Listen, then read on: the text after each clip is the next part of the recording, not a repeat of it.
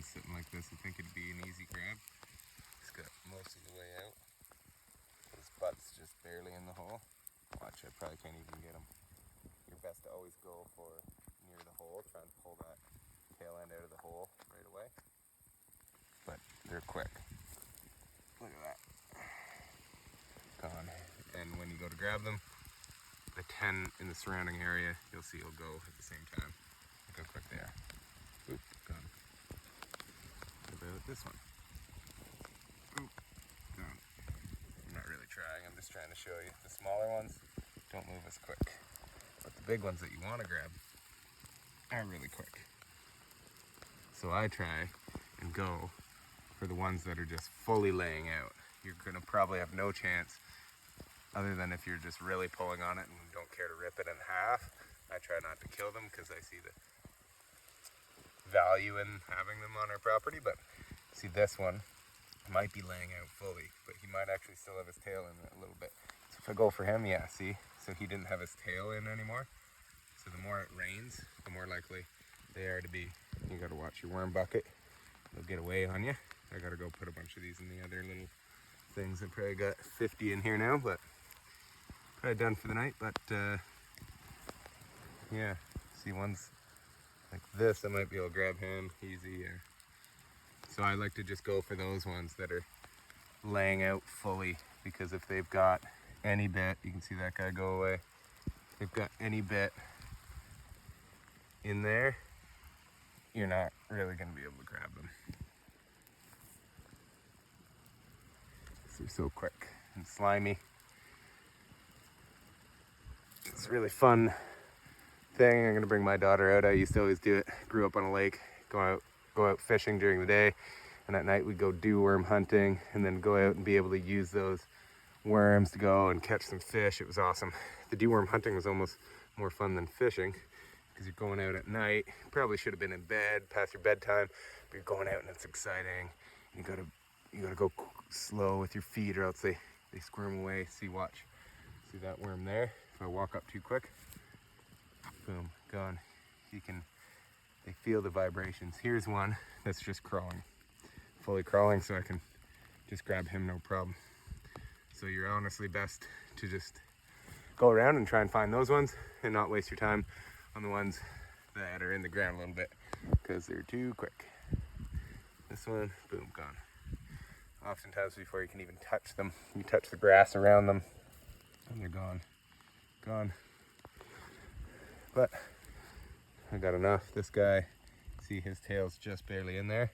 He'll probably, oh yeah, see, there. So I wrap a couple fingers around to pull them out. And they're a little slimy and kind of gross, but you get used to it. It's not a big deal. See, they come out, those two are mating. They're touching each other. I'm not sure, I don't remember the science behind it, but I'll leave those ones alone and they can create, and then little babies are come off touching them. Little ones like that and that. And all these in our gardens when I go to flip the soil. That's why no-till gardening is important, because you go and initially you get a better yield because it goes and it kills all these worms and all these microbes and bugs and all these good bugs and bacteria and stuff in your soil. So it kills it, so there's a lot of nutrients that first year because you just killed a bunch of stuff and added those nutrients to the soil. So they typically do better the first year, but then every year afterwards you don't have those beneficial bugs and microbacteria because you kill like 2/3 of them or more when you do tilling, especially heavy and deep tilling. And worms are one of the biggest signs. Plants grow in the void between soil particles, not in soil itself. What do worms do? They make voids in soil particles, and they also actively compost your garden. So worms aerate your soil. Great for your lawn, great for, you don't need to pay to aerate your soil. It's great for your garden, of course. That's why every year you do a garden, it gets better and better because there's more microbes, more bacteria, and more worms and bugs in general. Worms are one of the most important. And worm castings are one of the best fertilizers you can get. You can buy worm castings to fertilize your soil. So anyways, A little rant there, but, and I might start collecting these and just putting them in our compost pile. Add a bunch of worms, they'll help compost it faster, they'll mate, they'll reproduce more worms in that compost pile.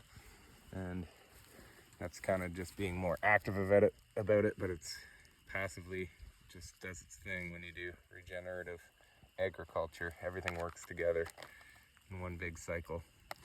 The chickens feed the worms, and the worms feed the chickens. And the worms help the grass. So I was walking around this pasture area, it's a little foggy, but walking around this pasture area, and there's thousands upon thousands just like over there, but you can see a worm you can see some right there, big ones there, just everywhere, the same as everywhere on our lawn right now. And we see our chickens and ducks and geese eating these worms that get out in the morning, and it saves on our feed bill like crazy and makes healthier birds, healthier meat, healthier eggs for us, and they get to live a better life. And it's a full cycle. Time to go to bed. Best do worm hunting when it's raining because they can't drown, so they got to come out of the water. Come out of the ground so they're not in the water.